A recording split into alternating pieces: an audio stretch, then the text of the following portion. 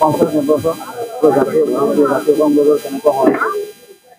আজি মই আমাৰ চামগুৰি বিধানসভা সমষ্টি চিঙিমাৰী জিলা পৰিষদৰ অন্তৰ্গত ভাটিয়াগালি আমাৰ গাঁও পঞ্চায়তৰ অন্তৰ্গত আমি সভা কৰিছোঁ। ইয়াত মানুহৰ সঁহাৰি বহুত যথেষ্ট ভাল আৰু ইয়াত আমি প্ৰত্যেকবাৰে আমি ভালকৈ ৰিজাল্ট কৰোঁ আৰু এইবাৰো আমি ইয়াত যোনটো আমাৰ জিলা পৰিষদৰ অন্তৰ্গত আমি গোটেইকেইটা AP আমি গঠন কৰিম আৰু আমি ৱাৰ্ডো গোটেইকেইটা আমি জিকিম আৰু তাৰ উপৰিও আমি ভাটিয়াগালি গোটেইকেইটা জিলা আমাৰ মেম্বাৰো আমি যোনটো কংগ্ৰেছ সমৰ্থিত প্ৰাৰ্থী আমি জিকিবলৈ পৰা চেষ্টা কৰি আছোঁ আৰু আমি জিকিব।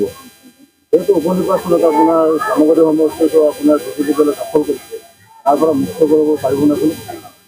চাওক, যদি উপনিৰ্বাচনটো সঁচাকৈ যদি নিৰ্বাচন হ'ল হয়, ইয়াতো বিজেপিৰ একো কথা নাছিলে।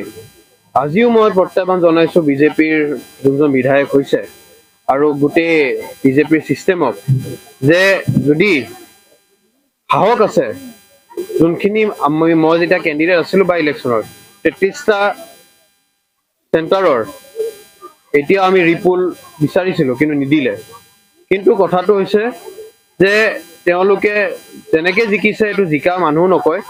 মই ইলেকশ্যনৰ পাছতো বহুত জেগাত ঘূৰিছোঁ, তাত চবে কৈছে যে কেনেকৈ জিকিলে সেইটো আমি বুজি পোৱা নাই আৰু যেনেকৈ এটা কণ্ট্ৰাক্ট সৃষ্টি কৰিছিলে সমষ্টিত, সেইটোৰ উত্তৰ এইবাৰ পঞ্চায়ত ইলেকশ্যনত বিজেপিয়ে পাব আৰু ইয়াৰ যোনখিনি প্ৰতিনিধি হৈ গৈছে তেওঁ পুৰা পোনপটীয়াভাৱে ইয়াৰ পৰা উত্তৰটো পাব পঞ্চায়ত নিৰ্বাচনৰ মাজতে। চামগুৰি সমষ্টিৰ 4টা জিলা পৰিষদ কংগ্ৰেছে দখল কৰিব পাৰিব।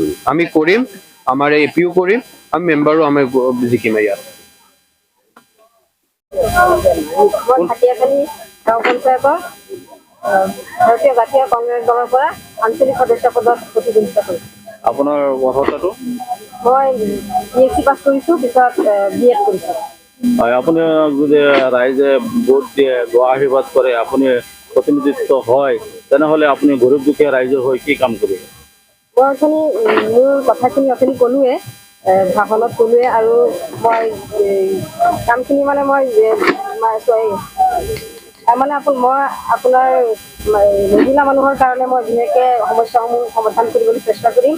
ভাটিয়াখালী ৰাইজৰ উন্নয়নৰ কাৰণে ভাটিয়াখালী ৰাইজক গাঁও পঞ্চায়তৰ যাতে উদাহৰণ হিচাপে দাঙি ধৰিব পাৰোঁ তাৰ কাৰণে মই চেষ্টা কৰিম আৰু ভাটিয়াখালী ৰাইজৰ সমস্যাসমূহ মই মানে সৰুৰ পৰা ডাঙৰলৈকে সকলো সমস্যাসমূহ মানে মই সমাধান কৰিবলৈ মই চেষ্টা কৰিম। যিহেতু আপুনি এজন AP মেম্বাৰ হয় আৰু ভাটিয়াগালি এটা অনুন্নত জেগা, ইয়াৰ ৰাস্তা পদূলিবিলাক বেয়া, আমি দেখিবলৈ পাইছোঁ, আপুনি ৰাস্তা পদূলিৰ কাৰণে কি কৰিব? হয়, মই সেই ৰাস্তা ভাল কৰিবৰ কাৰণে মই চেষ্টা কৰি মই ওপৰ মহলাত জনাম আৰু সিহঁতৰ লগত মই কণ্টেক্ট কৰি লৈ পেলাই মই সেইখিনি সমাধানৰ চেষ্টা কৰিম। আৰু পঞ্চায়ত নিৰ্বাচন আপুনি কেনেকুৱা সহায় কৰিছে জাতীয় কংগ্ৰেছৰ এজন মানে জ্যেষ্ঠ প্ৰাৰ্থী হিচাপে? আপোনালোকে দেখিছেই, কালিও আপোনালোকে মোৰ হেৰি লৈছিলে, সাক্ষাৎকাৰ লৈছিলে, পঢ়িও লৈছিলে আৰু মই য'তেই গৈছোঁ আপোনালোকে দেখিছে ৰাইজে বিপুল সঁহাৰি জনাইছে।